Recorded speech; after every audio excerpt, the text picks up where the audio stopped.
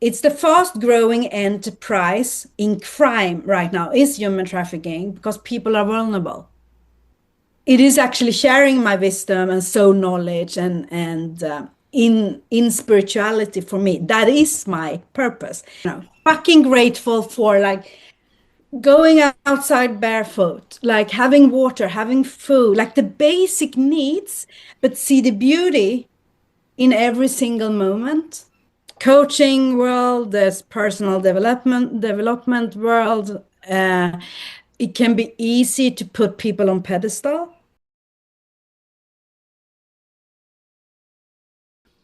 Yaya thinks everyone has psychic Yeah. powers. She's adamant.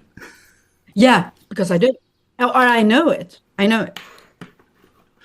Uh, and on that point, I'm just going to say welcome Yaya to the podcast, and thank you very much for coming on.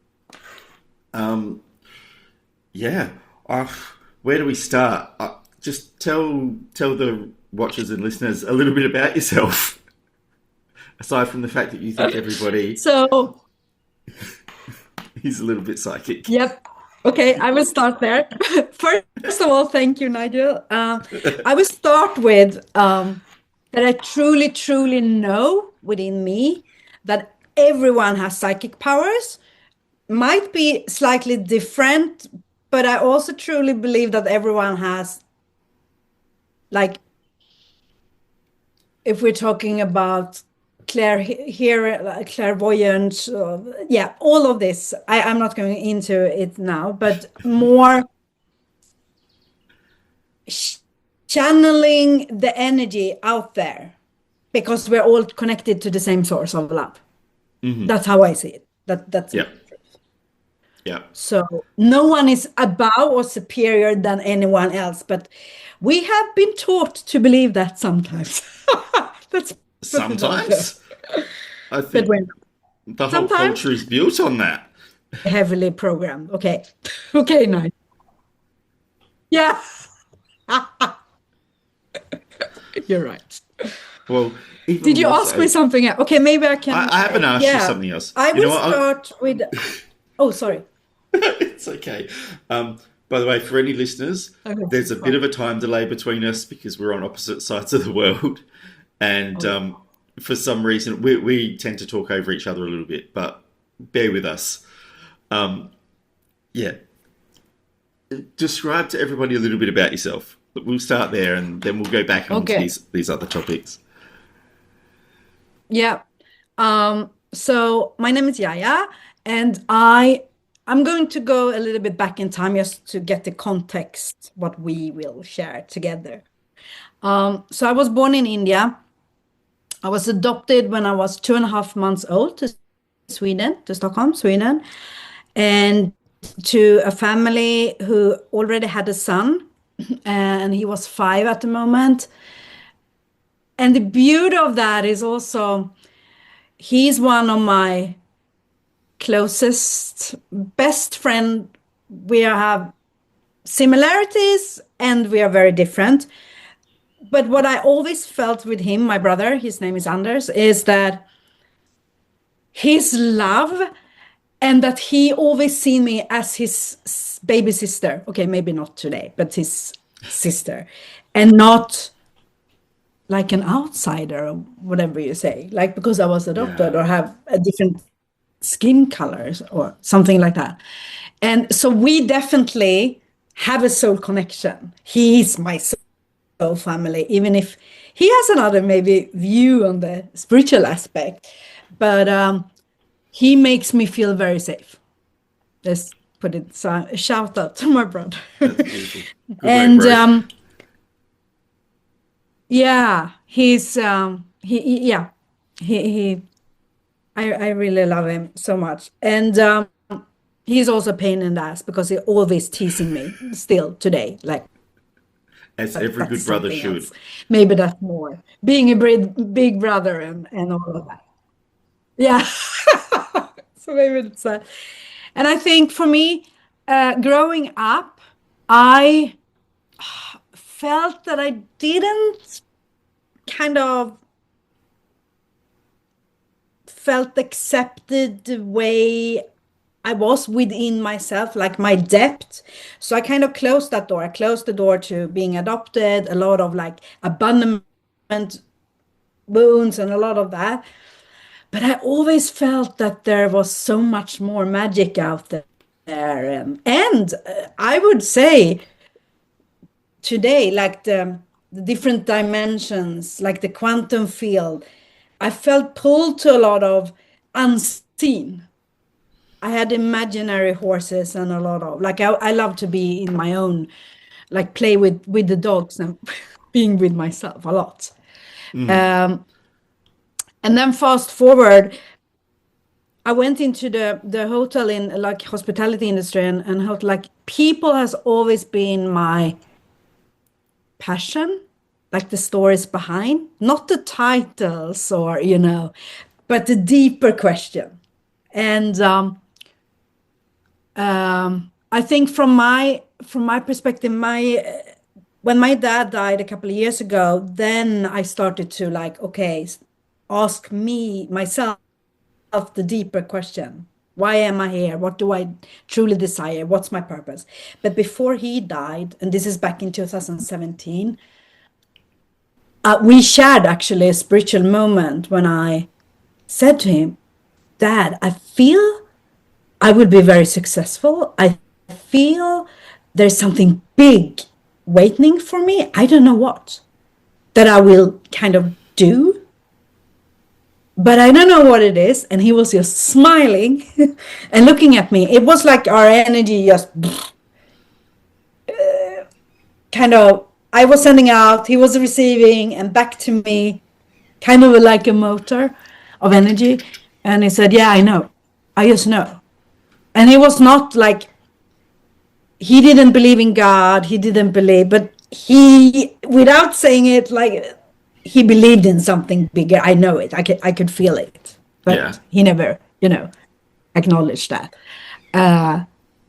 And that was 8 years ago. And these years has been like the most growing expansion, painful just because everything that I've been like suppressed emotions, my gifts, I've suppressed in my body for so long has like, woo, okay, let's It's all come up coming to the out. surface.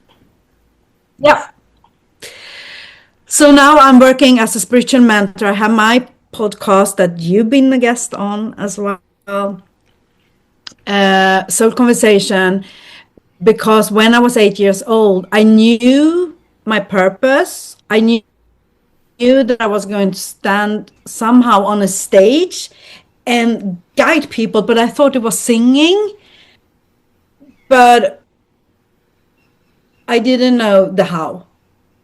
But my podcast is kind of my stage that I'm sharing with you and so many other beautiful souls. But Yeah, there's so nothing to that's a say you little bit can't about sing me. at the same time. Yeah, you're right. I think I've told myself I'm a bad singer because that's what I heard when I grew up. So Ah. that's stuck with me. I see. Whereas I know I'm a bad singer. Mhm. I don't need people to tell me. I've heard I'm a bad singer. But that's a slightly different issue.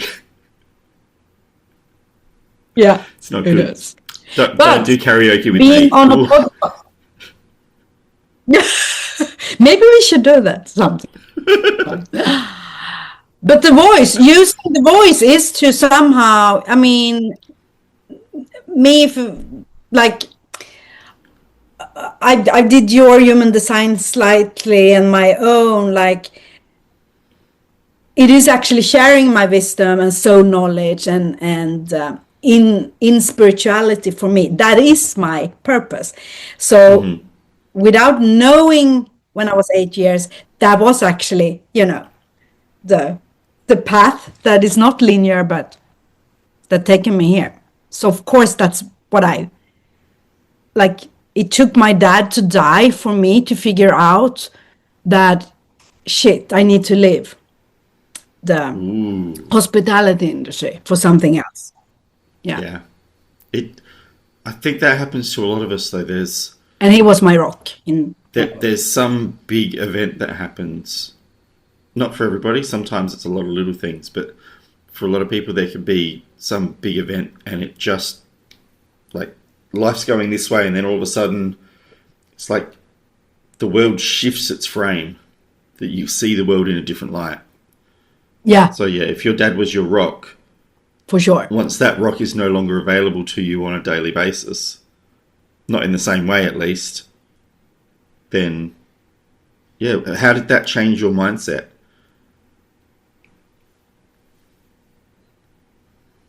It absolutely changed my financial.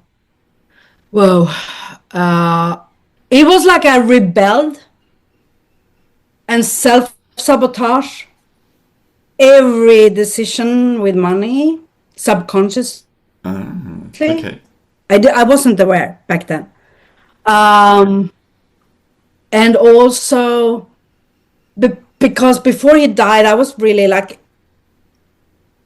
I had a structure, and I would consider myself back then to be very responsible with money. And then when he died, it's been like I rebelled. It's crazy. So these couple of years has been like creating finances and then losing a lot, but also kind of the karmatic like lessons have been brought to me when I was born into survival energy, and that has been in my cell memory in my body all this time, and in my lineage, like ancestral from India, but also in my like in my family here. So it was like, okay, let's give Yaya this because she can handle it. So let's like, how can you say? How do you say in English? Remove or basically make her so broke that she needs to see the other values of Yes. being so, now I'm going to swear now, fucking grateful for like going outside barefoot, like having water, having food, like the basic needs, but see the beauty in every single moment. Yes. Get And at the basically same distilled time, down. feel this anxious. Yeah, Yeah, so take away all of the. It's like having this cake and like taking away all the toppings and all of the extras and just enjoying the basic of the cake, like basic little sponge cake, but without all the extra crap on it. Just yeah, going, oh, this in itself yeah, is good. It doesn't need to have all the fancy bits. no. Yeah. And also The, to truly start to do the inner layers of inner work, because where I'm at today is like I feel so much joy and playfulness and creativity, and I'm like a different topic, but like my life force energy, the central energy, it's just pouring around within me. I'm not leaking it. I don't look for validation outside of me anymore, even if it can come up. Like everything is, the ego can kick in. It's not that. But to truly like healing the layer after layer after layer, so I can feel more. I can feel energetically when the energy is leaving my body now. But of course, in the beginning, I was so much in my head. I yeah. didn't feel my body that much.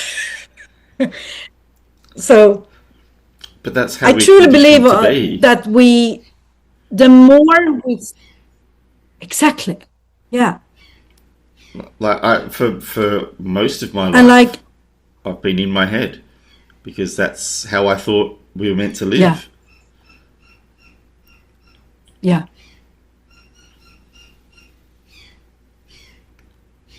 Do you believe like, have you ever met anyone, I would say, that hasn't been in at some stage in their life, in their head? living from their head. That's all. I've met people that feel like they no longer live in their head a lot. It's like they'll go there to use their brains for what I think they might be designed for, which is just purely problem solving, rather than overthinking and overanalyzing. And it's more like, okay, there's a situation, let's solve the situation. And they feel more like spiritual beings. So I haven't known them my whole life, so I can't say if they were like that the whole time. But when I meet them, I can feel that difference of there's a certain calmness and grace that they will tend to have, a bit more lightness about them. Yeah. And they don't sweat the small stuff. They don't get lost in it. They almost float through life a little bit more. But yeah, I can't say I've known anybody my whole life that has not been in their head at least at some point. That I've known for long enough to go, no, definitely. Like everybody that I grew up with. Neither do I. Everybody was in their head. Yeah, me too. Even the people that were religious, all in their head. Not to say they didn't feel from their heart as well. And what? Sorry, say that again. No, I think I brought it up because there's so, like in the coaching world, there's personal development world, it can be easy to put people on pedestal. And I have done that a lot. While like everyone has like doubts coming in if they're doing something they've never done before. That's my like experience talking to a lot of people. It's not that the ego like, oh, it goes away. You just like learn how to, flow with it, if we're using that word. Yeah. I mean, that whole pedestaling thing is but I love what you were saying. Such a big deal. Yeah. Because I just heard this little story.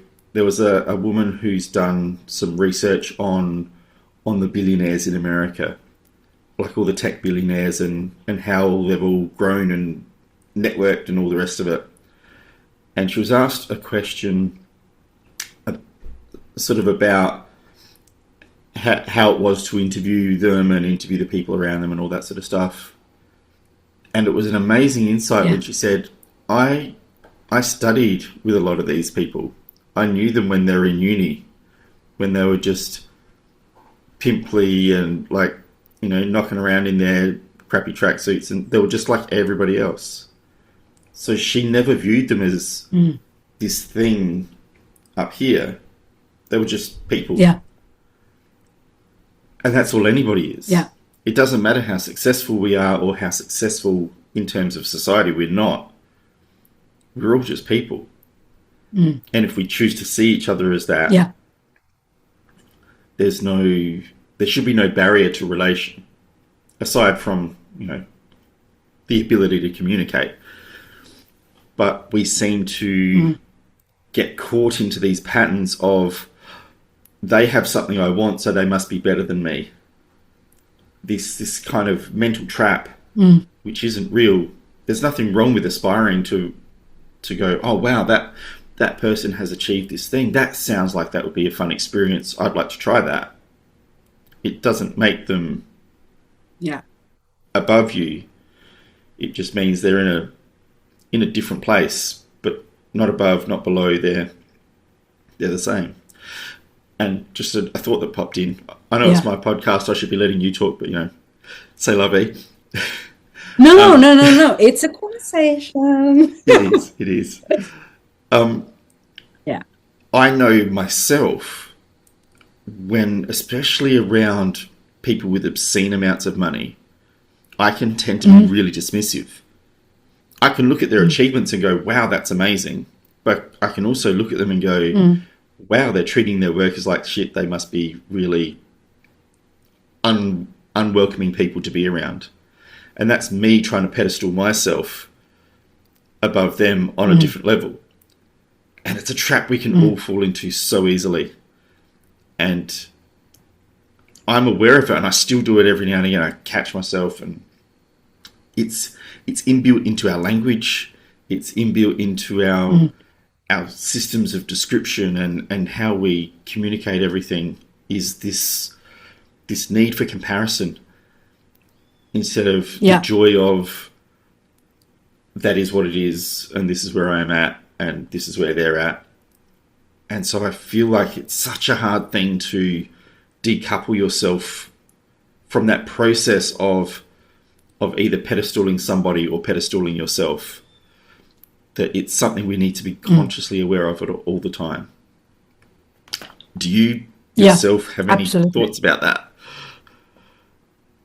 Yeah, I do. And when you were sharing what you were sharing, I was like, yes, he's going in that direction, because what came to me when you were talking is absolutely where I have put people on pedestal have been about money as well. Like if they have, like for me before, it's been success equals how much money you earn, which is so stupid because you can earn a lot of money, but how many people are actually wealthy, that are actually creating wealth so the money works for them, or they're not self-sabotaging, like receiving money and then spend it. That's been one of my patterns.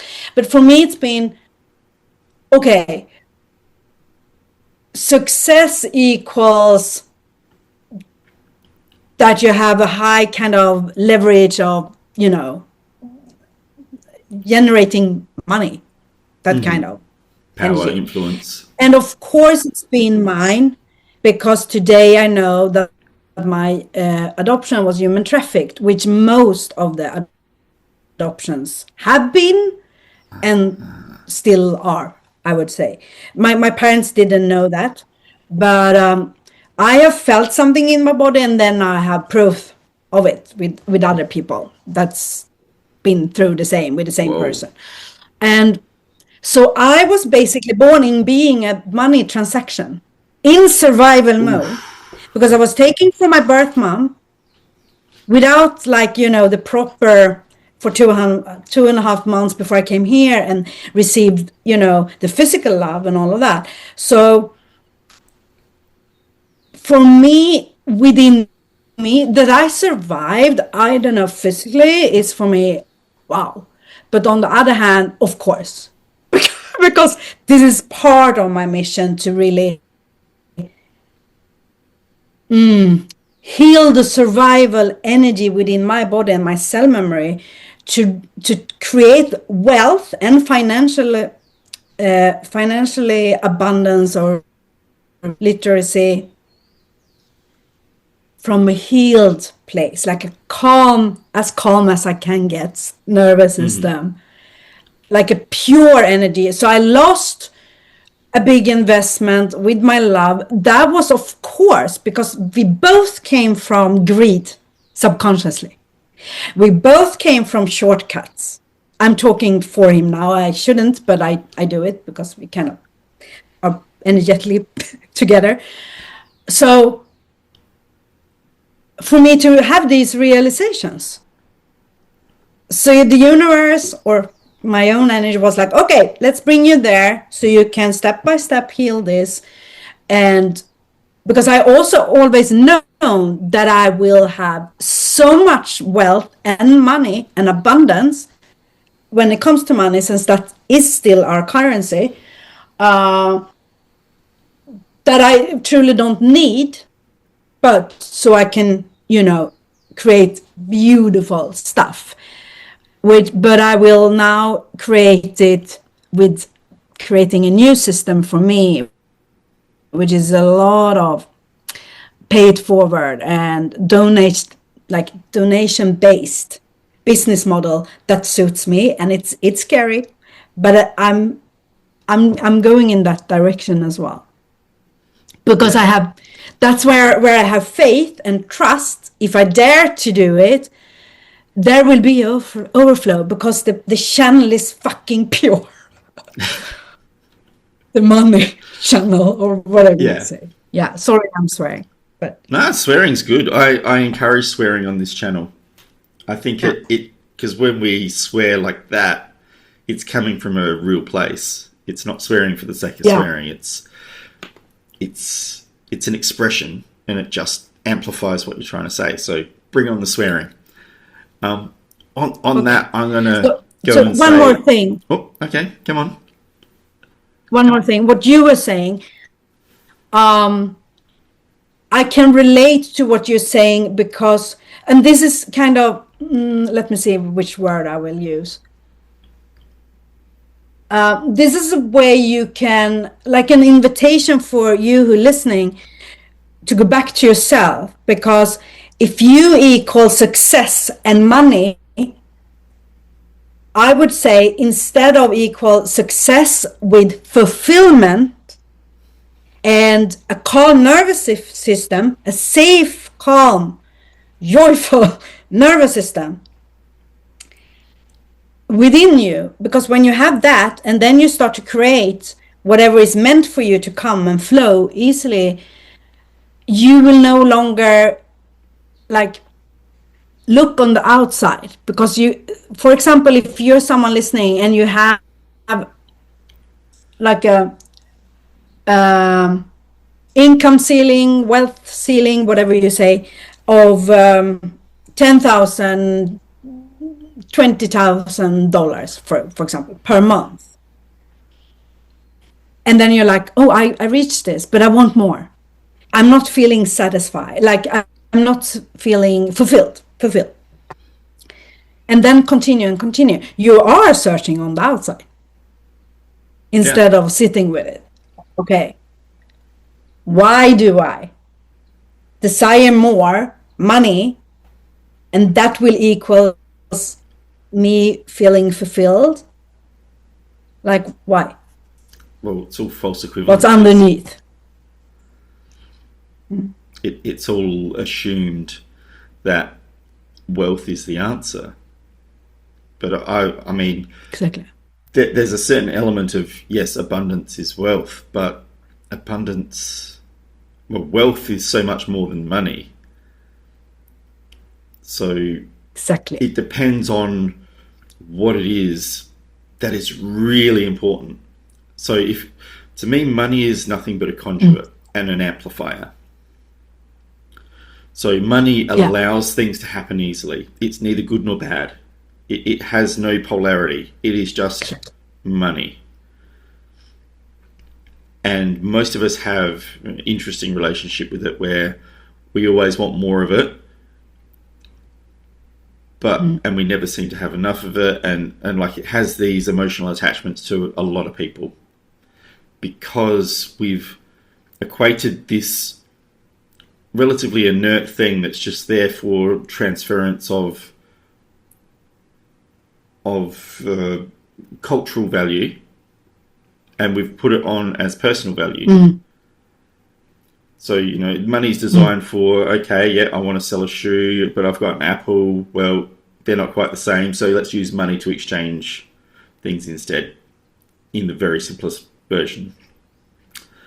Those things have got nothing to do with you as a person, but somehow No. money has become this thing where we measure ourselves, and Yeah. our success as a person, as a part of society, is based on how much money we have. When I could have all the money in the world, but if I am not looking after my health, if all of my friendships are adversarial because I'm in a very competitive area and I Exactly. can't really trust anybody, so I might have a lot of connections, but they're all laced with, there's no genuine connection. It's all about seeking advantage from each other. And your time is less because you're always focused on, in that space, for me at least, I could have all the money in the world. If I had all those other things that had to come with it, I am not wealthy. I am not abundant. Because to me, what makes me feel abundant is a little different. It is having the time to sit and watch the wind in the trees. It's having time to Yeah. have a good conversation with somebody that doesn't have to mean a damn thing. Just talking shit Yeah. and not having We have those. to We try have and those. yeah, we have those. Yeah. That to me is abundance. Feeling like I'm part of a Yeah. community that actually cares for each other and has each other's back. Not to say that it would be Mm. perfect, because everybody's, got their own agendas and stuff, but you can feel when something is more in alignment, when a connection is more based on the connection itself rather than each other's needs. That to me is abundance. And I think I would live a happier life if I had less money and more of that. But perfectly, I'd like all of it, because, as you said, with more money, if Yeah. you're coming from a place where you're healed, you won't hoard that money. You will let No. that money flow onto other people. It's Exactly. like Yeah. a friend of mine has this analogy talking about love in a similar way, but he uses food. So, like, if you think of love, or in this case as money, as you've got this... Go back a step. Imagine that you've got this refrigerator, and every time you take something out of it, it magically refills it. Yeah. So you've got more than enough food. You're never going to run out of food. What are you going to do with all the excess food? Just keeps bringing more and more food. You're never going to use it all. You're going to give it away, because you've got everything you need. So you're going to give it away. Yeah. And the same applies for love. If your love comes from within, and you've got so much that you're overflowing, you're going to give your love away. If you're so wealthy that all your needs are taken care of, what comes up over the top, you're going to give away. Because your needs are, they're already looked after. That's if you're coming from a healed place. And I feel, I don't know a lot of these people, but from a distance, it feels like a lot of the people that are at the height of big business and big corporations and stuff like that, they're so driven by competition, and they're so driven by not the money itself, but what it represents, that there's something in them that's like a black hole. And no matter how much more money or power or influence they get, it never seems to satisfy, because they've got that core wound. I get it. Yeah. And it doesn't matter how long they do that for, they'll never be truly happy. And again, I don't know them individually. Someone like Warren Buffett might be an exception to that rule. He seems pretty chill. But the rest of them, it's like the drive it's mismatched. And they don't feel like they would be the most deeply happy people inside. But I could be wrong. But anyway, I'll pass that on to you. No, but yeah, but I pretty much have the same view. I would also say this what's coming through for me now to kind of share with the listeners. For me, having this survival energy in my body has been, for example, because of course, when you speak, this is what I love about our connection, is when you speak, you're bringing up things that I'm actually thinking about right now. This is how telepathic energy can be. So thank you. Yeah, for sure. So I don't know if someone can relate or not, but for me, it's been, for example, I remember when I was married and the children were very small, and we went grocery shopping, and I we need this for the what do you call that in English, when you have cans and pasta or rice, whatever you call that. The basics, the staples. Well, the doomsday prepping, if you want to go to the extreme. Okay, but I was like, oh, we need this, we need this, we need this. But I had it at home already. So what happened was that a lot of them I didn't use them, like you say. And I didn't give them away either back then. And moving forward to today, I could see my subconscious, not having enough food.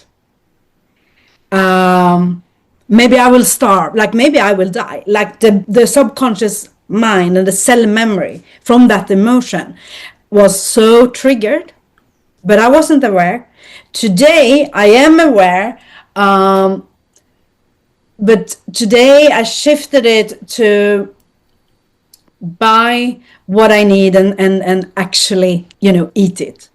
Actually, right. Yeah. But I also put myself in a lot of survival energy where I basically haven't had so much food at home. So then I've been so happy that I've had these cans and stuff. And that's how I started to remember, wow, there is a correlation if I go back in time where I actually was hoarding. How can I say this? Like I was hoarding back then. For me, like 20 years or 10, 15 years in time now, know that, oh, for my nervous system to feel safe, I still want a little bit of that, if that makes sense, but from a different energy. Yeah, I think so. That's a deep stuff. But that's how I work when I heal myself. Like when I do my healing, that's basically how I, start to reflect and like, okay, this is interesting. And as well, like not having enough, I'm still really like calming my nervous system about that. If I buy something and my ego kicks in and my nervous system who really wants to keep you safe in the familiar energy within, it's like, okay, will you have enough? Like, if you do this, will you have enough? Will you survive? And I can notice it in every, like a lot of situation daily. But for me right now, it's like I am safe, I'm protected, everything is good, and to breathe it out. But to not like spiritual bypass it, to really go into that and calm myself wherever I am. If I'm at the gas station, in the grocery store, like wherever I am, to really calm the nervous system and then move on. To feel it and honor it. So I hope someone can maybe, take something from it. Yeah. No, I think that's wonderful. I had a question that popped up, and it's popped out of my head again. When you were saying something clicked, but it's gone now. So that's okay. We can move on from there. I want to explore, if you're happy to, what it is, why it is that we get stuck in these traps. So I think we've touched on it a little bit, but like what parts of... No, I'm actually going to go a different route because I'm kind of curious. You mentioned, I know you've touched on it and played with it a little bit, but that energy that you had as a young baby, effectively, that you wouldn't have known about. So that energy where you felt like you were a transaction, for want of a better word. I think that's about how you described it. Yeah. How long did it take you to be aware of that energy, and what kind of influence has it had on not just money but other parts of your life?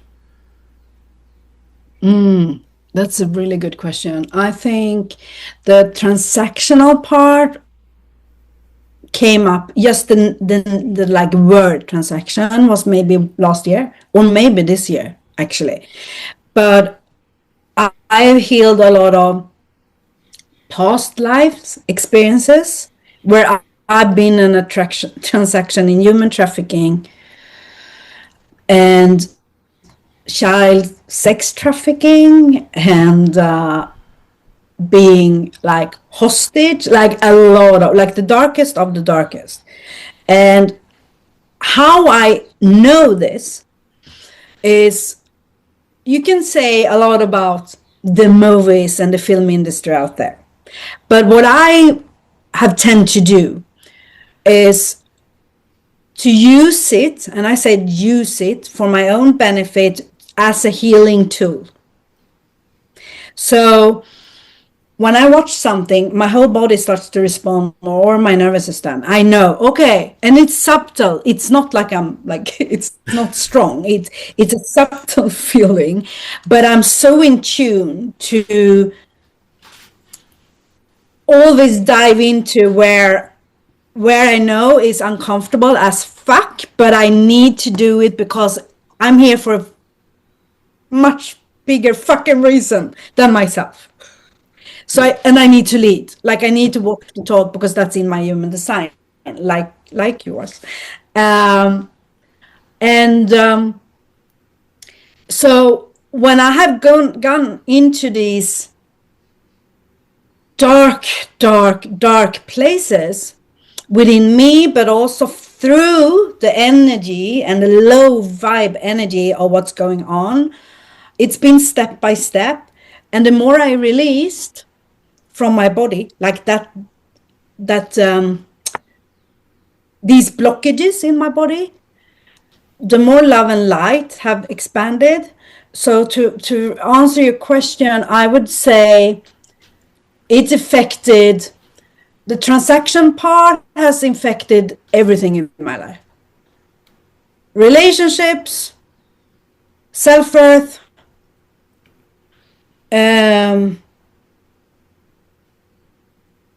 being like in a victim consciousness within me, but at the same time have a strong inner knowing that I'm powerful as fuck within. I'm talking about within me, that we all are.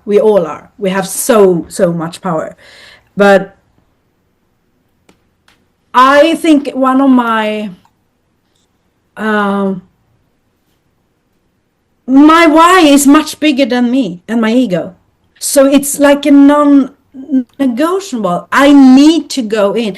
So I had a question yesterday from a friend that I know for 10 years, and I met her and she was like, wow, okay, so you've been through a lot. I didn't explain everything, but my healing journey the last 3 years.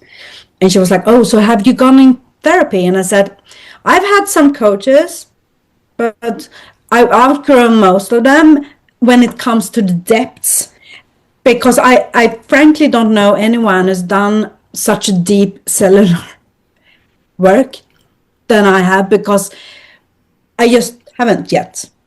And there's no wrong and right, but so then it's up to me to actually dig into all these different, and it's been step by step, because how can I say, it was like open a channel with everything at once, so it was intense. So of course I've been like, my body has been like in all states for 3 years, but it's been like emerging. So I've had some clients, but most deeply I've been in like a really deep I don't know what to say, shit show of healing work for 3 years. That's what and it is. I came out of that December last year. Yeah. But that's what healing can I feel don't know like. if that answers your question, but Partly, yeah. partly.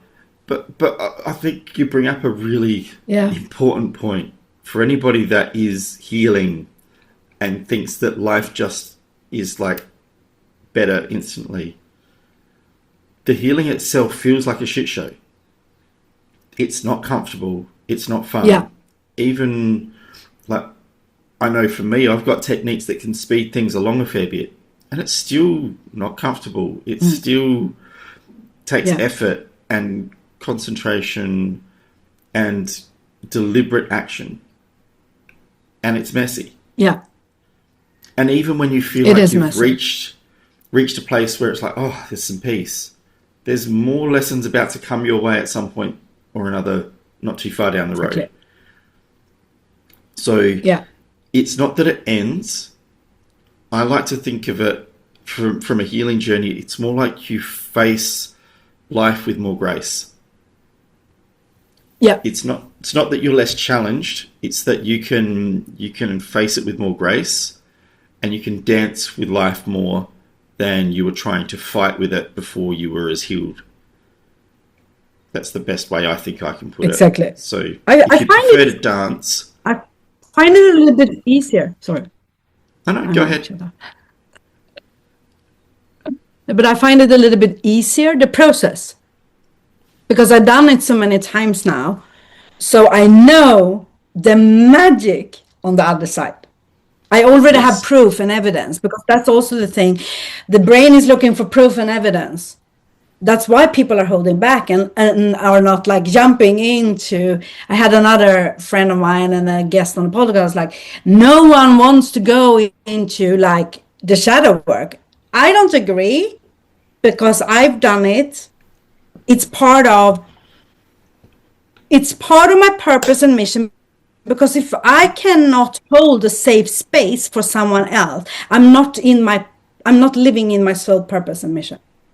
And I truly believe that you can never hold a truly safe and grounded space for someone else if you haven't reached that within yourself energetically.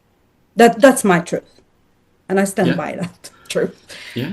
So, That makes so for sense. me, it's not about me, but I need to lead, like walk the talk. I have like a role model in my human design as a 6-2 manifesting generator, and the sixth line is a role model. So now from being 50 and up, it's the wisdom and the soul knowledge and all of that. And I just want to touch on one more thing, because you said you partly answered the question. I think with love, for example, like codependency, people pleasing, attachment, um, I would say issues, or attachment style. Attachment style Mm-hmm. might have been ambivalent, anxious attachment. And the codependency is from past life, and of course in this lifetime, in our family, and how I've been operating. So, and people pleasing has also been, for me, and this might sound really dark, but from my perspective, it's like, if I haven't been pleasing, my cell memory and the subconscious mind, my body is telling me, okay, you're not being safe, because you can be killed or other even worse things. Mm-hmm. So it's like this, like with the cellular like embodiment work that I guide my clients through. It's, how can I say, it's actually, it can sometimes goes very quickly for them to dive deep and unleash stuff, and then the aftercare can be, different. That's also something not many people talk about, the aftercare, to really be there. So if I haven't healed that deep, and I just let my client, I'm not taking care of them, because I can't hold my own. I don't have capacity in my body to hold that safe space. I don't believe, maybe wait then. Start with yourself and hold Yeah. yourself first, so you can actually hold the other person, if that makes sense. I don't know if that answers your question, but It, yeah. it doesn't, but it brings up another point. I've got two questions, but I will save one for a bit later. That point Yeah. that you've got there, there's an interesting idea in my mind that brings up, where none of us are going to be all the way healed. Like, I don't think there's too many people that are so purified themselves, so taken themselves through this full spiritual journey, that they are at total peace with themselves all the time, that would consider themselves healed. And I don't think even they would, there's probably levels beyond even that.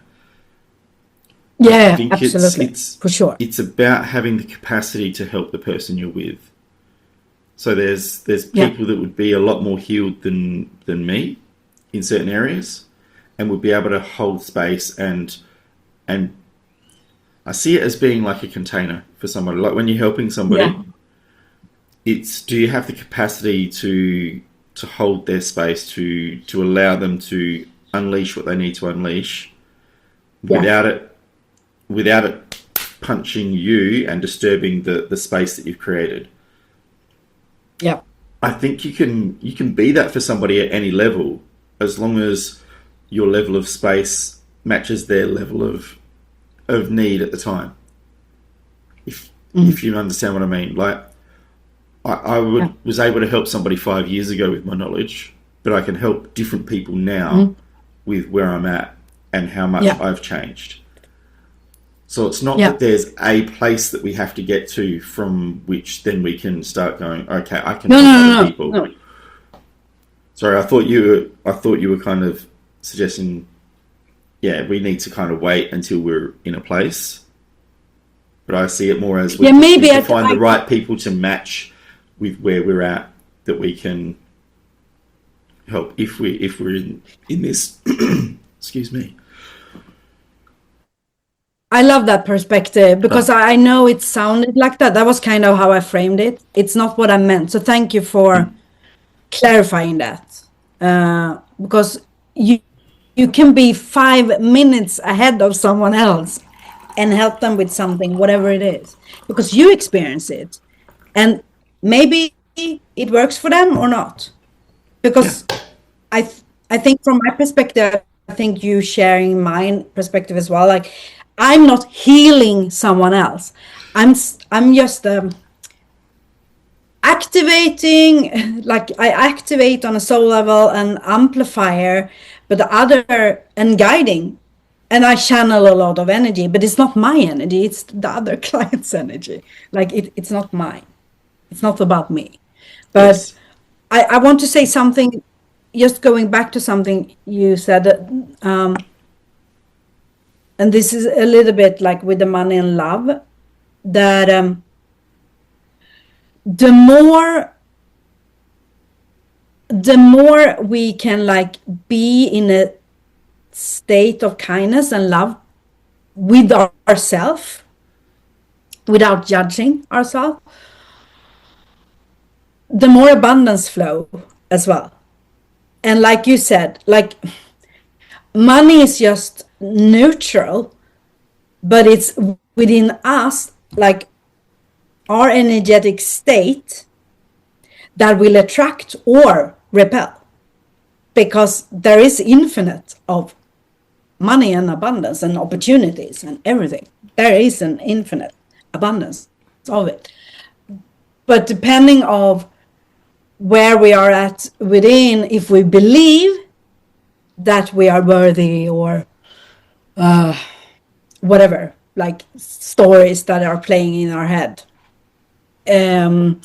I would say it all comes together, because I had a realization yesterday when it comes to love. And then I was like, of course, the love I start to open up even more to myself and others, that's just money. It's just the amplifier of that. So I could go back and like, oh, I was a little bit close there, without judging myself, like seeing myself more from, like an objective perspective.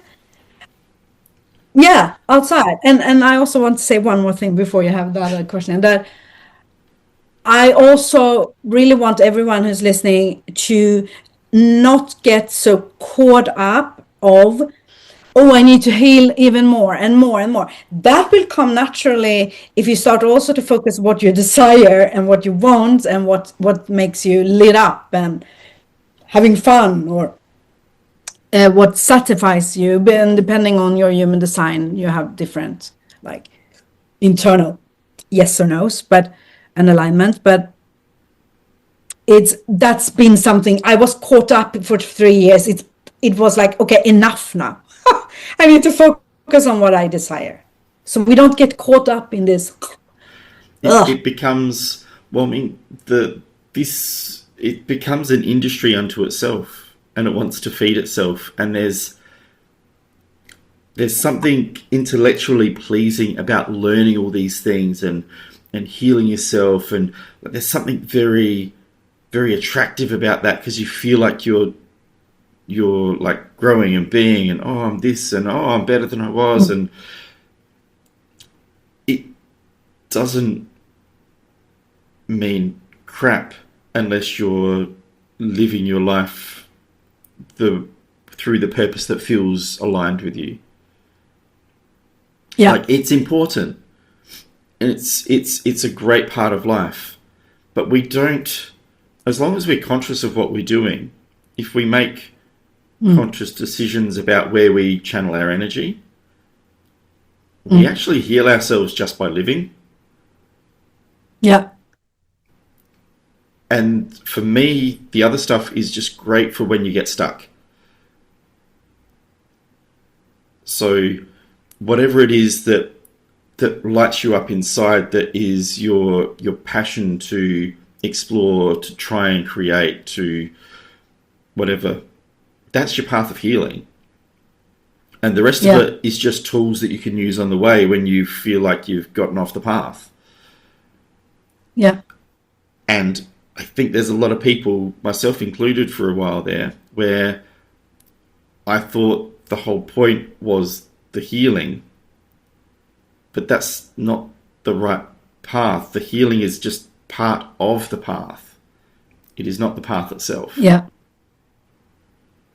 And it comes in so many different flavors and variations that there's no one thing that works for everybody.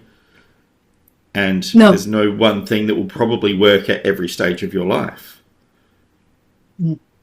Different things at different times. And yeah, it's such an easy habit to get caught into. Because again, we attach our story to, I'm healed, I'm healing, I'm this, I'm that. We identify with this thing. And it sounds really sexy and exciting. Because like, I'm not that thing anymore, which I was unhappy being. I'm like, I'm turning into this other thing. I'm in the chrysalis. I've come out to be the butterfly, whatever it is. And that's great. But that's not all of it. You know, so live your path, which gets me to my question. What is your why? Because you said that your why is bigger than your ego, which I think is hugely important. Hugely important. So, yeah, tell me a bit about your why. It's kind of, I can start with the first that I just came through me when I started my business 5-6 years ago. It was to create more freedom by having the power to be completely yourself. And back then I was not completely myself. So that was my vision. And that can sound a little bit fluffy. So I will kind of break it down. I didn't feel that I could be, myself when I grew up. Let's put it simple. And I truly believe the more I feel that I am creating my life the way I want to create it, and unfolding, like you said, heal the parts that no longer serves me, but keep focusing on why I'm here. I truly believe that so many people, and there are so many right now, that are finding their voices, that are finding their truth, that dare to speak up, whatever, like having a different view or something like that, even if they know they will be judged, but they're not here to please others. So I think when humanity is more in that energy, and then I have another take on it, that is what is changing right now. the way I see it is that the feminine, this is something I said five years ago, that I wanted to create along with others, a world where the feminine divine energy, the creation, the heart-led, the being energy, the kind of seasons of life is leading. But we need the masculine energy as well to have the structure, the clarity, being present. So kind of more women leading from that energy, but also being supported of men who are also balancing their feminine, like heart-led entrepreneurs like yourself, holding a safe space. I think that the kind of the humanity will be more equal. So both needs to do their inner, like balancing with the feminine and masculine energies, the women and the men. But if we can start to lead from more feminine, divine, heart-led, soul-led, in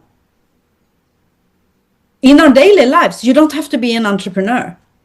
I mean, in your life, the world will be a better place. And for me, part of that is to be part of ending human trafficking, which is the biggest enterprise out there right now. And it's Really? growing. And it's growing. It's growing online. It's growing everywhere. And the more we get to know ourselves, it's so much easier, I would say, to actually ask the uncomfortable question and like guide our children as well. So that is, but I'm not going to be in the darkness of it. I already been there. So for me, it is to do a lot of like create preventative work and like have fun and like a playground. We are creating something together now. And I wasn't ready before.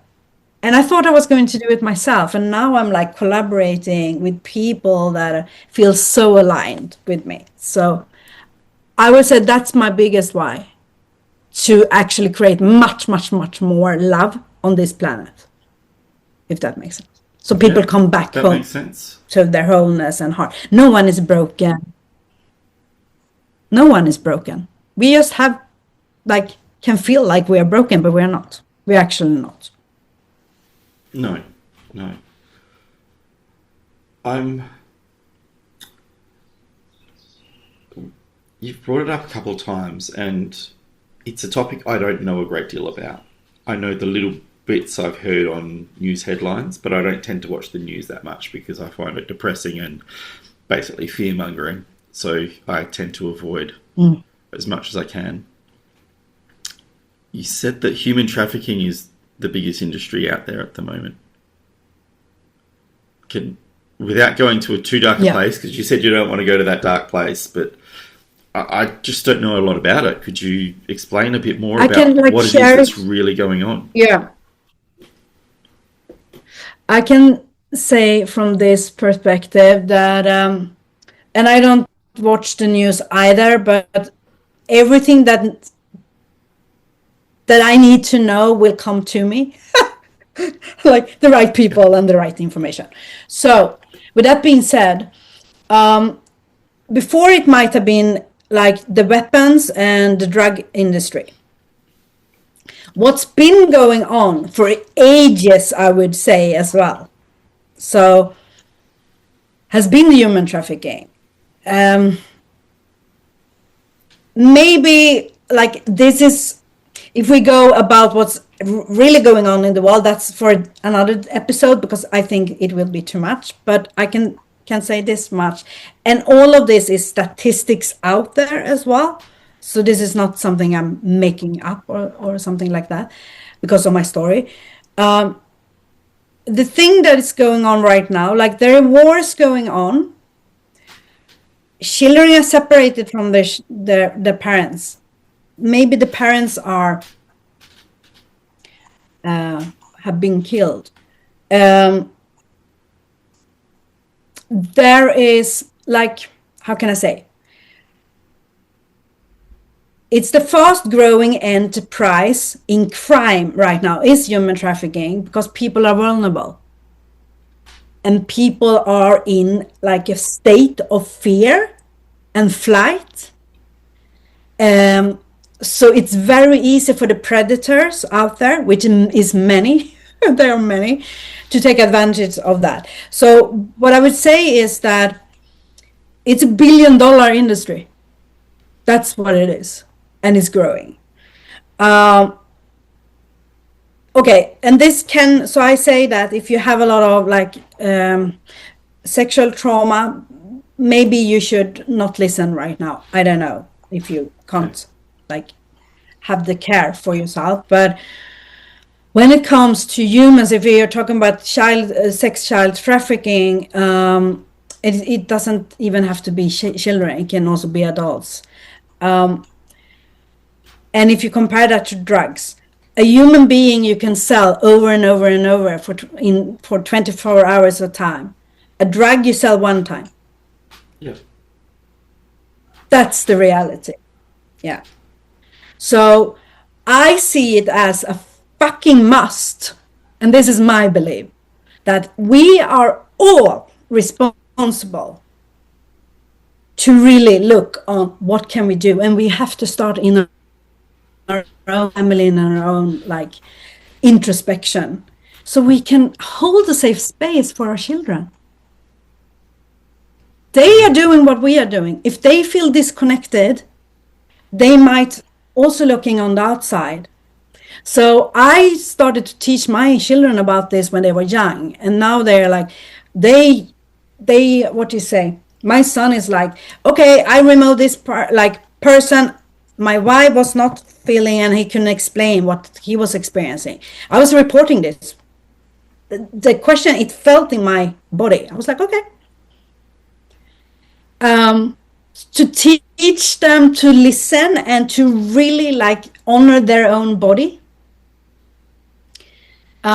So with that being said, there's a lot of information out there about human trafficking as well. There are organizations that are working I don't know what to say in English, but they're working a lot to free a lot of children and men and women out there. And a lot of their organizations are donation based. But it is growing. It is. So I would say to everyone's listening, self-educate yourself and do what you can, but you can start with yourself, with how you listen to how you honor your body, your space, your boundaries, how you talk to yourself, because the children are copying everything we're doing. Yeah. And even if you can feel like, if you start to judge yourself, I did all of these things before, you can always course correct, if you can say that. Like you can, it doesn't matter what age you are in. It doesn't matter. But I truly believe together we need to stop it together. Yeah. We do. Yeah. There's a lot of things that humans do to each other, which I think we all know is just abhorrent. It's just terrible, but still somehow It is. you look back in history, it's continuous. At some level, in every society, no matter how squeaky clean they appear for a while, there's always something. Yeah. And yeah, that just leads me down to the path of human nature and what it is. And I know I've got certain theories on that, which weirdly enough have been brought to me by a relationship guru. But it feels like all of that kind of stuff, it's all just about power. All of those things are just purely about having power over something or somebody else.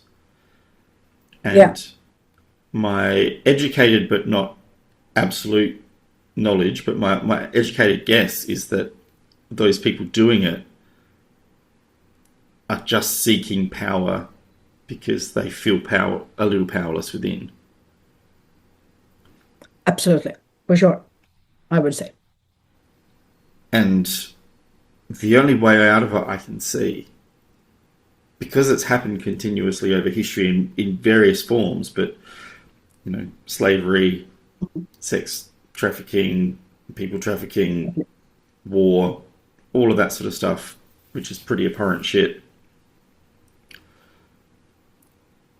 is through changing culture. That's the only way I can see it ever truly changing. And even then, I don't see some utopia in the middle distance where it's like the world is this amazing place, because we as humans, there's a part of our drive that seeks power because of our animalistic nature. There's a part of us that seeks that power because that power, whether we want to agree with it or not, especially coming from a male point of view, especially, a powerful male is an attractive male for mates. How that power shows up will change, and some power is probably a bit more attractive than others, but that general thesis of a man who shows some kind of power, some kind of ability to get resources, whatever it might be, is a powerful attraction for mates, and we're all driven to mate. So that's never going to go away. It's just not. So there's no paradise where it's gone completely. Because if you do, then you're taking away part of the essence of what it is to be human. And then you might as well just be spirit. And then why are we spirit having a human experience? That doesn't make a lot of sense. But I still think culturally there are pathways where we can redress the balance. And if we can get the majority of people to start understanding themselves more, to start really seeing their own power, but also acknowledging that everybody else around them is the same and they also have their sovereign power, but we need to work cohesively, then I think we can redress that balance a lot. But that also takes the community to willingly change our culture. And I guess it's part of what we're working on. But that culture has to change at the low levels, as in what we teach kids, how we teach kids how to be human is really, really important. It's really important. Yeah. I think it will change more than just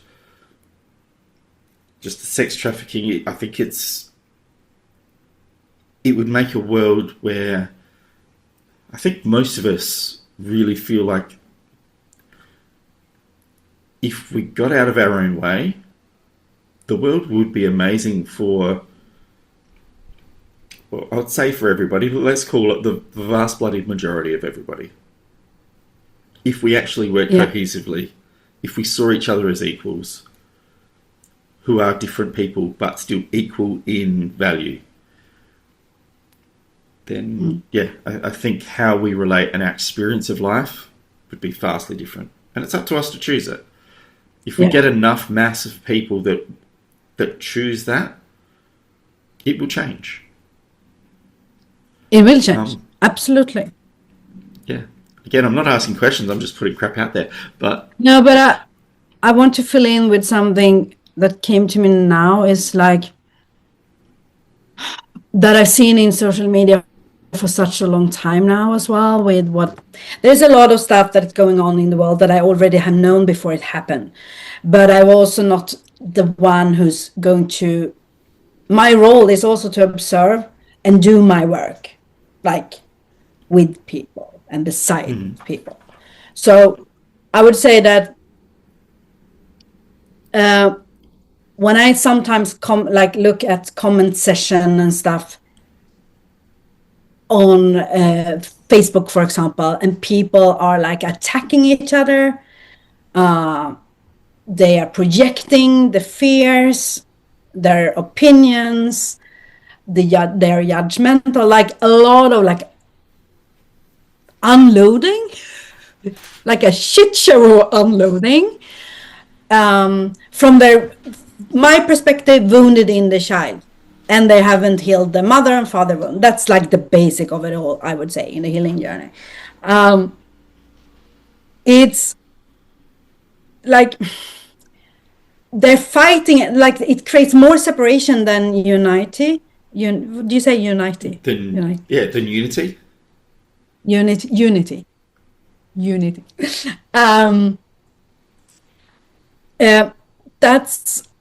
That's part of why it's so important to be curious and start to ask the question and be self-aware, and like, why am I thinking this way, or like however you want to start and being self-aware, because when you can then have completely different views but hold space for each other and be curious to hear the other person's side, you're not going in to react or defend yourself, because you don't need to.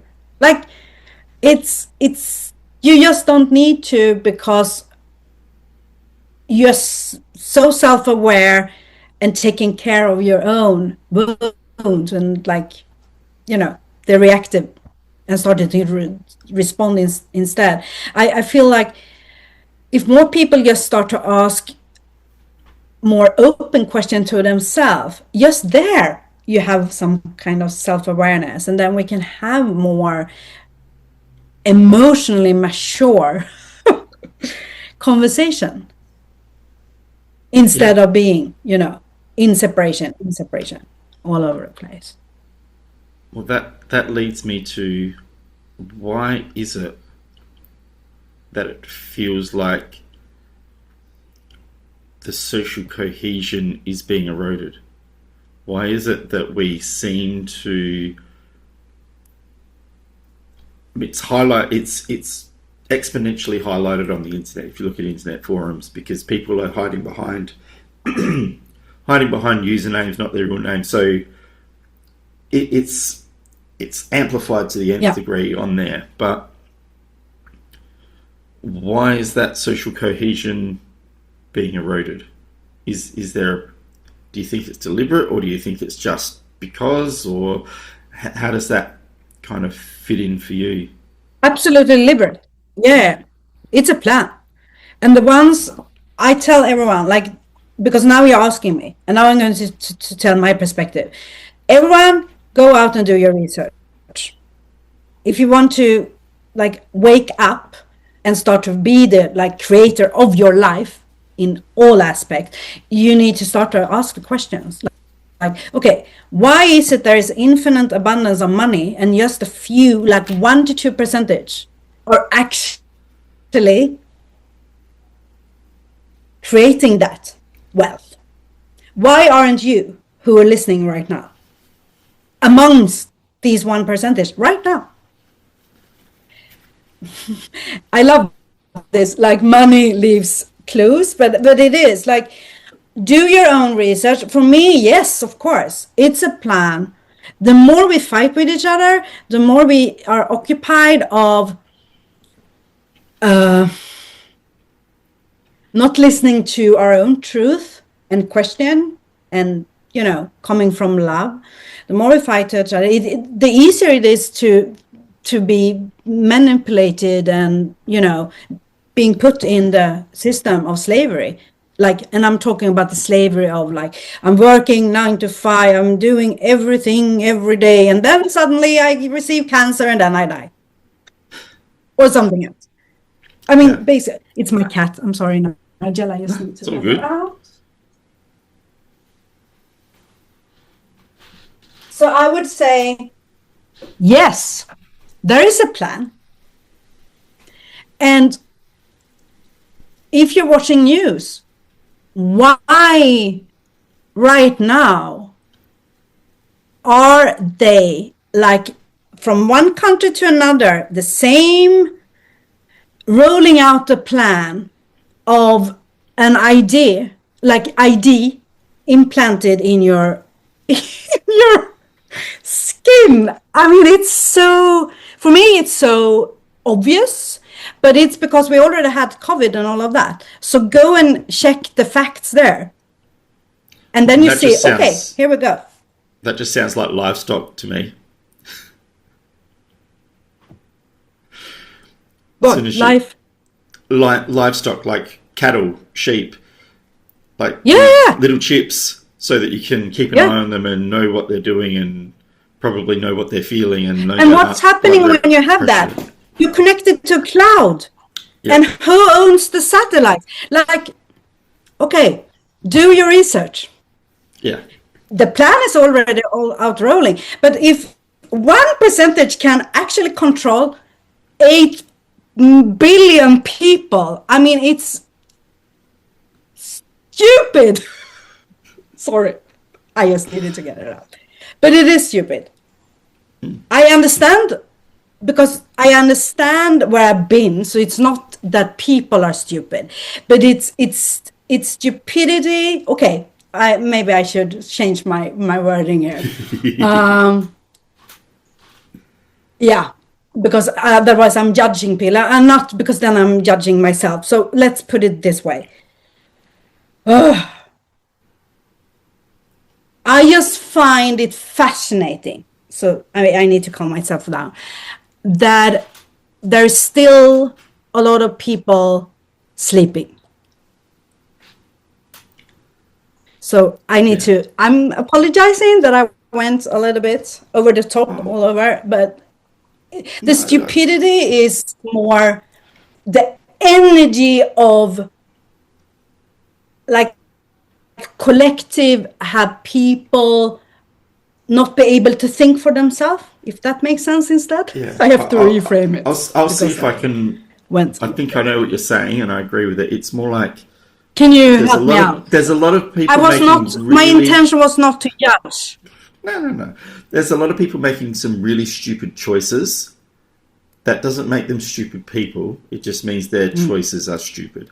For if they wanted Yeah. to be sovereign, if they don't want to be sovereign, if they want to be led about, if they want the safety net of being told how to live and why they're living and what to have for breakfast and how many hours they should work in a day and all that other stuff, then that's fine. Then they're making wise decisions because they're offloading their responsibility onto somebody else.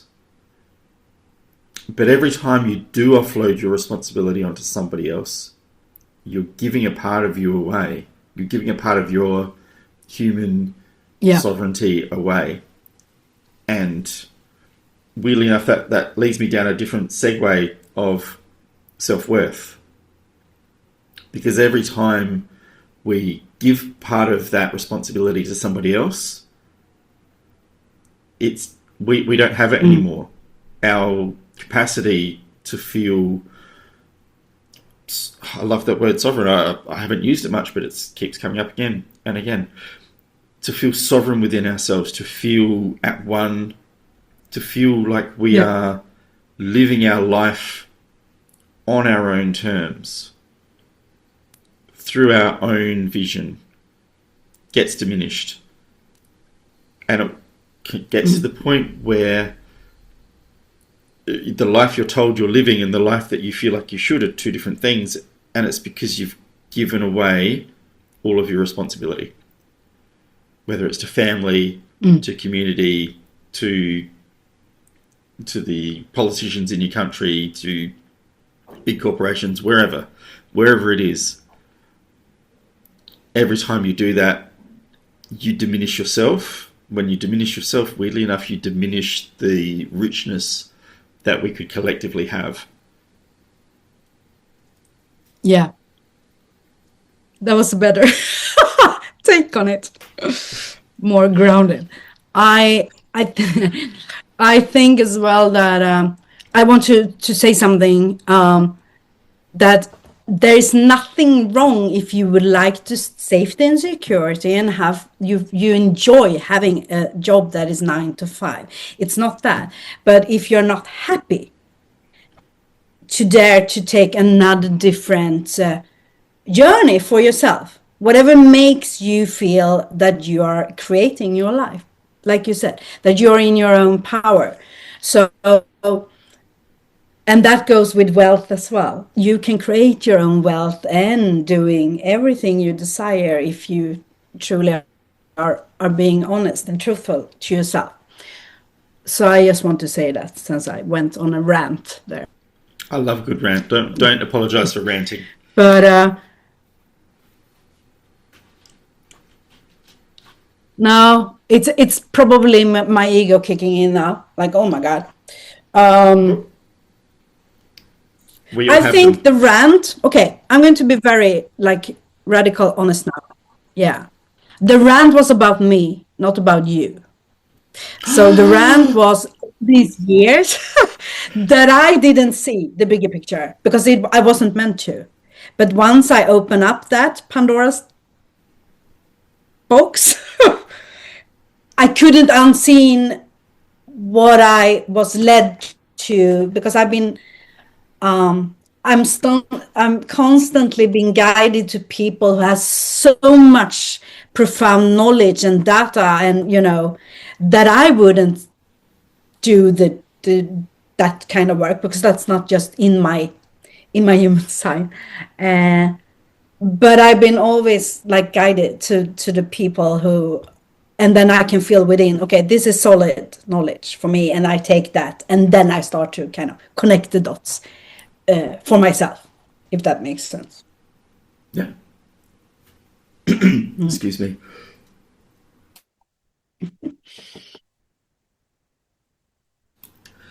Wow, that was a good one. Yeah. No, that I didn't think it was a big rant before. Anyway, I thought you were just feeling passionate. Okay. Yeah, I am. And that's fair enough. Like, to me, it's a subject that we should be more passionate about. Like owning who we are, and being who we are.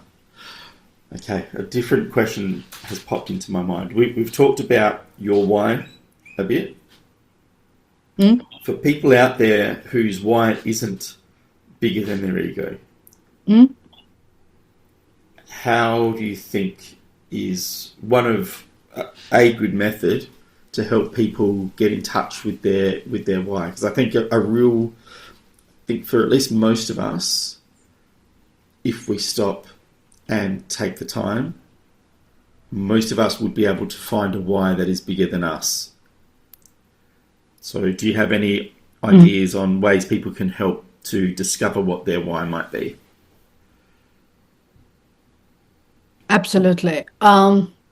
There's kind of different roads you can lean into, but one can be to simply explore what you actually think is fun for you in the present moment and season of time.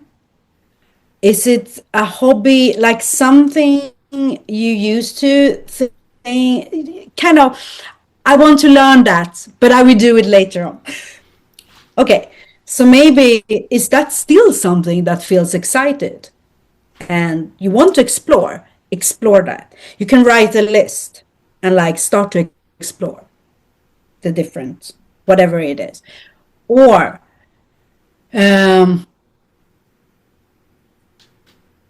I would say, from now working a lot with the human design as a tool, in there, everyone has already a purpose within them. It's not exactly what it is, but it's kind of the theme. For me, it's about spirituality. So it was already there, but before I even knew about human design. That could be one road to, like, oh, okay, I want to know more. So what is human design? It's a pretty new science, but it's a mixture of Kabbalah, the chakra system, the quantum physics, the Shin, and astrology. And it's based on when, like, the time you were being born and the place and where the sun in the east kind of rise. I think I say this part right. But then for me, it's like a map on the inside with your energy centers, how you can make decisions, your fear, like gates, your channels within, where you have like open centers in your chakra system. So you actually take in energy from the outside there. Or you can have like a defined energy where you actually have a consistent energy. And I would say like superpowers. That's from my perspective. And everyone has different gifts. So when they know their gifts, they can amplify it. And where they feel that their energy is open, the more self-aware you are, you can also start to like clean up there to, you know, be in your own energy instead of taking a lot of, I don't know, kind of giving your power away, I would say. So I love human design because meeting you, I was like, oh, can I just know your, and I went in and I was like, oh, of course. Oh my God, we have the same, like manifesting generator. There is 5 different energy types. So it's basically also how you work with your own energy, because we are so unique. We are also very much the same as humans with the human needs. That's something else. But we, like you, even if you are a manifesting generator and your profile is a 6 line and a 2 line, we also, and I have the same, but we have different purpose. But the energy type and how you make a decision, and what leads you up. For example, if I can like share a little bit of yours, can I? Yeah, share a little bit of mine, but then I'm going to get you to expand a bit more on the general stuff. But yeah, share a bit of mine. Go for it. Yeah, just a little bit. Like, for example, when you wake up in the morning and you want to be in a flow of energy, if you respond to something, you will like receive energy within you. So that can be meditate, absolutely, but it could also be listen to a podcast or read a book. When you sit with yourself, of course, you can start to like fill into thoughts that is coming to you. So that's also responding. But that's kind of, you go for a walk, and then you're present in the nature, and then you start to feel because you're responding to the nature or the beauty around you. So everyone has different, because the energy types, which is 5, I'm just going into the basic, but it's generators, or around 30% of the people on earth. We have manifesting generators, we have manifestors, projectors, and reflectors. So generators are kind of like the workers. If you see like in, I don't know, in society, like the workers that have very open like aura, energy, people are drawn to them, and they have a lot of capacity, like a energetic capacity to really put in the work, if we put it that way. To get shit done. And then we have manifesting generators. Sorry, to get shit done. To get shit done. To get shit. Yeah, yeah. And manifesting generator, as you can hear, It's the motor of energy as well. But manifesting generators have a speed and are very multi-passionate. So it could be if I'm talking about myself, like, oh, I love this. Let's go and do this. I respond immediately. And then the next day, when I have slept on it, because my decision making is emotional. So I need to ride out the roller coaster of waves. Then it might be a no. And for you are having like yes or no responses from your sacral chakra. So for you, you can ask, it's the best way for you to know if it's true and aligned for you. It's to actually have someone asking you yes or no questions. So like, do you like coffee? For example. Not really. Well, then it's a no. Yeah. Do you like nature? Like, whatever it is. But if someone asking you or me an open question, we might need more time to reflect on it before we're giving an answer, because maybe otherwise we will respond and then like, oh, that was not like I did now under this interview. Oh, I didn't mean it that way.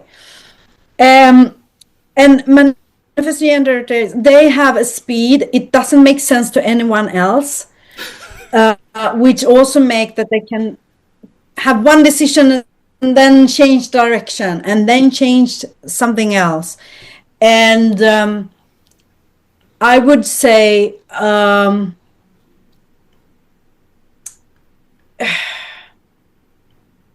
most and foremost, to inform also the people around them that, okay, now I'm in my process. Because what we also have is we have the ability to focus on something that we are so like we love to do, so we lose time.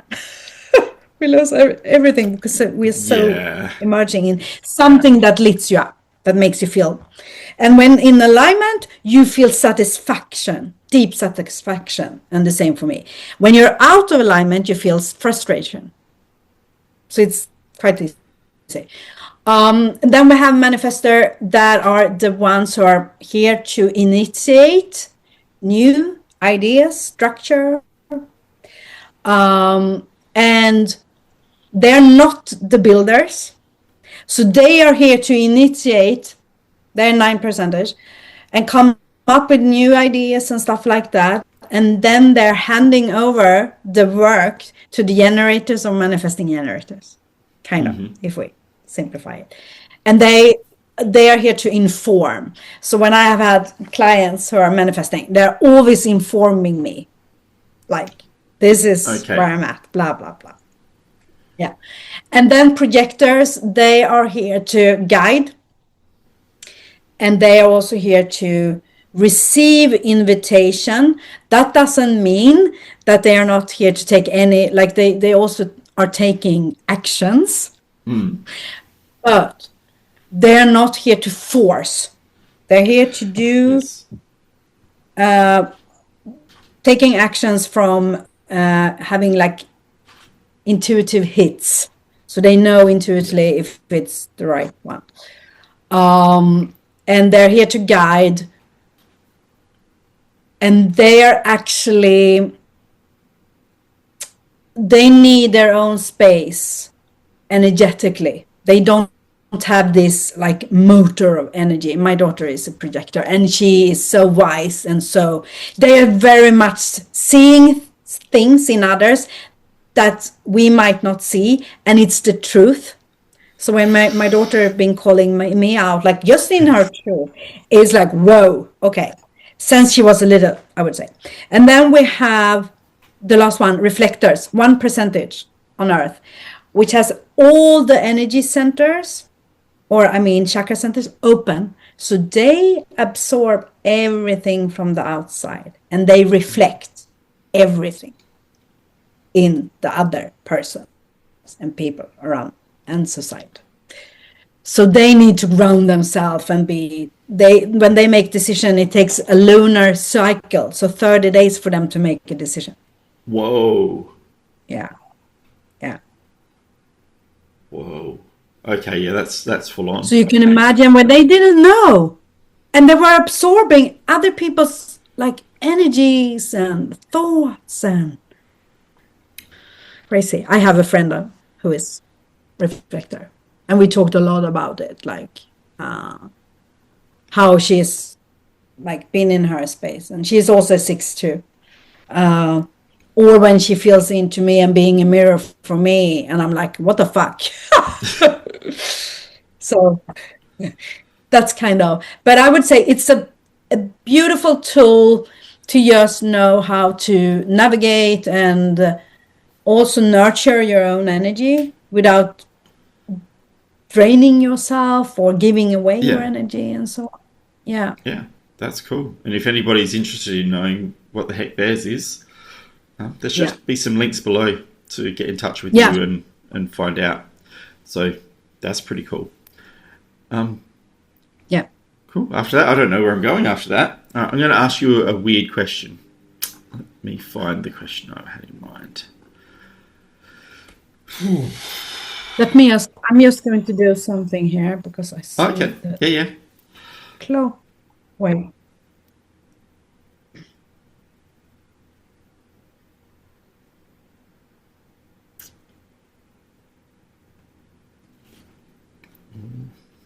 It's all right. Once you're done, I'll ask.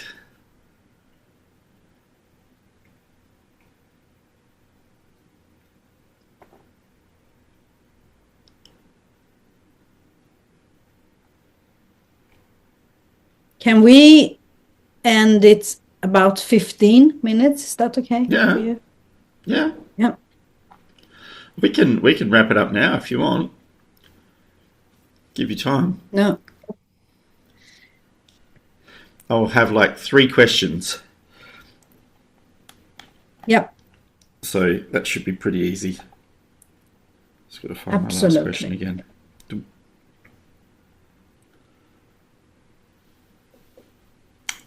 Okay, so let me know when you're ready, because I'll just chop that little section out. Excuse me. Yeah. I received a thumb up, so that's Yeah. good. Okay, so we'll go into the final bit now, and I'm Yeah. going to start with a question which is, how do you personally reconcile our need for control with the reality that so much is uncertain and truly unpredictable?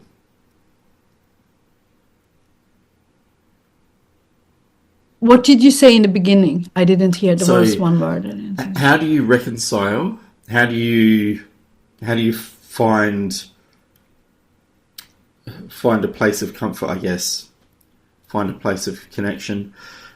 How do you reconcile our human need for control with, or desire for control, you could say, with the reality that life is so uncertain? Yeah. It's a big question, but I go from how I guide my clients and myself.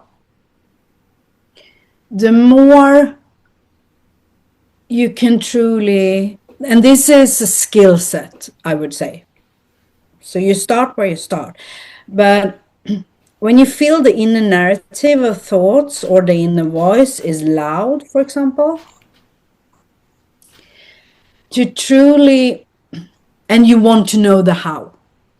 Like you desire something, but you know you kind of want to bridge that gap very fast and know the how. To truly like talk to yourself and calm yourself. Like, yeah, you're in a child, like you would be a child. Like, okay, you're safe. It's okay to feel this way. And start to like, where do I feel this kind of need to know the how in my body? Is there a tension, contraction? Is there something within me? And while doing it you can take yourself out for a walk. If you can go barefoot, I would really recommend that to find, like, to really ground yourself. But if you're taking a shower, like, to be present with your breathing and what you actually, like, how you touch your skin, how it feels, like, to really nurture yourself. Because the more you allow yourself to be present with yourself, the less loud the how will be.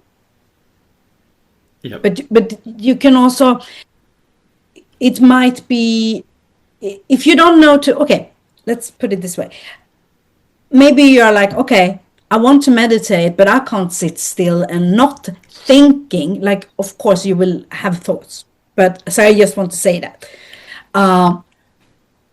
Meditating for me can be taking a shower. It can be driving in my car. Okay, I'm not closing my eyes, but like just letting my thoughts be. It can be turning off, the phone, all the technical, electrical, like, devices, and just be with my thoughts. It could be for me to do the dishing or walking, or like, meditating doesn't have to be that you sit still and like do some humming. But the more you can be present with yourself and allowing the thoughts to be there, but like, okay, it's okay. Because the more allowance you have, the more quiet it will be. If you go into resistance, for example, like, I'm not going to think about this person who I'm very upset with. That's the only thing you will think of. Yes. For example, instead of like, it's okay. They have, I don't know, a different view. It's okay. But I will be focusing on myself, like, to really be present with yourself and to practice it over and over and over again. Because I truly believe it's a skill set of a habit, and it needs practice. Yeah. Yeah. Beautiful. Okay, that was a long answer. No, it was fine. It was fine. We could explore that even more, but I like it. Okay, now I get a question from my previous guest to give to my current guest. And the question I got this time was, if you only had 1 year left, so somehow you knew that in whatever way you're no longer going to be on this planet in your current form in a year's time, how would you be living? And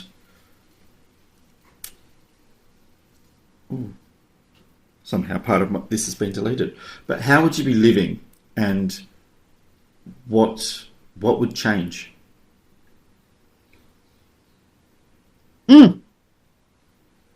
Okay, I would amplify the, like, inner state that I have right now, and just amplify it, and having even more fun. And do what I would change is to start travel and meet people, meet myself, meet you, meet the people I truly care about, the network I've been creating, or not creating, I just been connecting with a lot of people around the world to actually meet up. And I would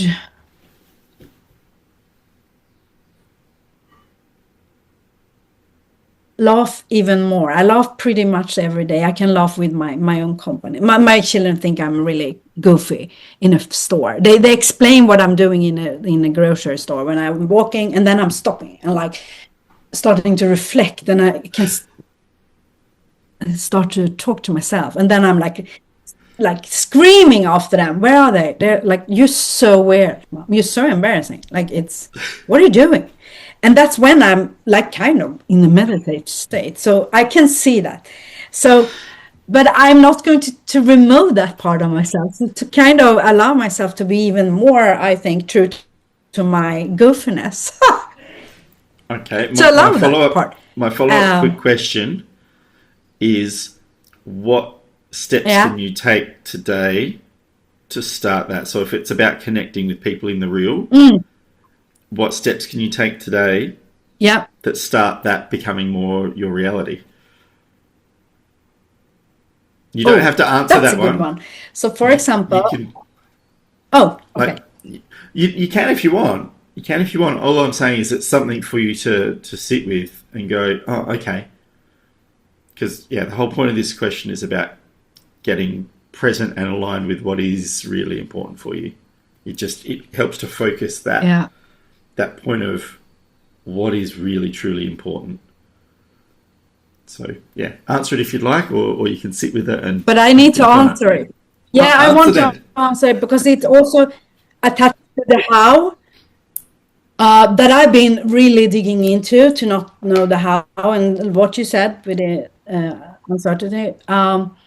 I would add something with the how to also take action.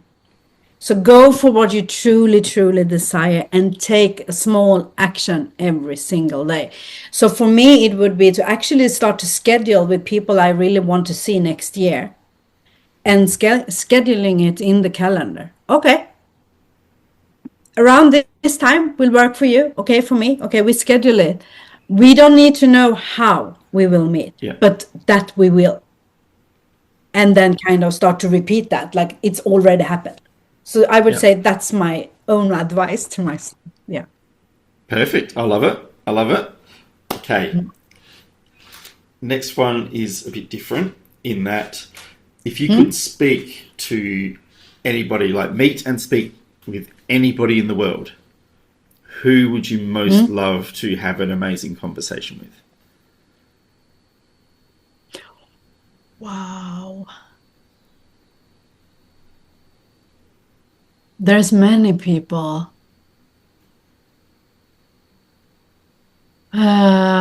What just came to mind is actually Sage Robbins, Tony Robbins' wife, Ah, okay. because I truly love her energy and the way she is so authentic and grounded. So I would love to Mm, have a conversation with her.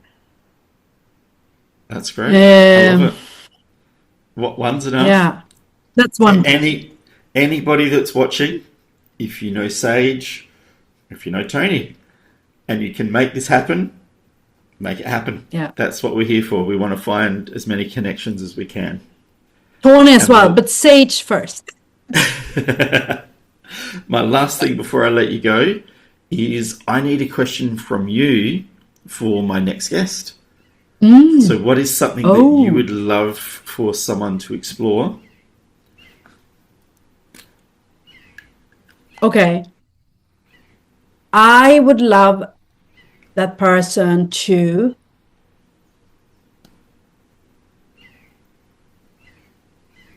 reflect on and also answer in the podcast 10 things or emotions that they are proud of, traits within themselves, about themselves, and celebrate that with you. Ooh, nice. That's great. That's a very different take on all the questions I've had before. So, I love it. It's really Mm. good. Thank you very, very much. It's been a pleasure having you on. Thank I don't thank know you. what we achieved. We talked about a whole heap of stuff. Yeah, Um, we did. Oh my God, a lot. But thank you.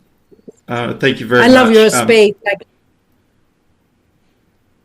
Yeah, we just work well together. If we didn't have the time delay, it would be even a bit better, but it is what it is. Yeah, all of your details for everybody watching, I probably should have said it earlier, will be down at the bottom of the screen. Yeah, so if you want to get in touch with Yaya, you can find it all there. And yeah, thank you. And I'll chat to you again soon. Oh, thank you so much. Thank you. Thank you. Okay. Ciao.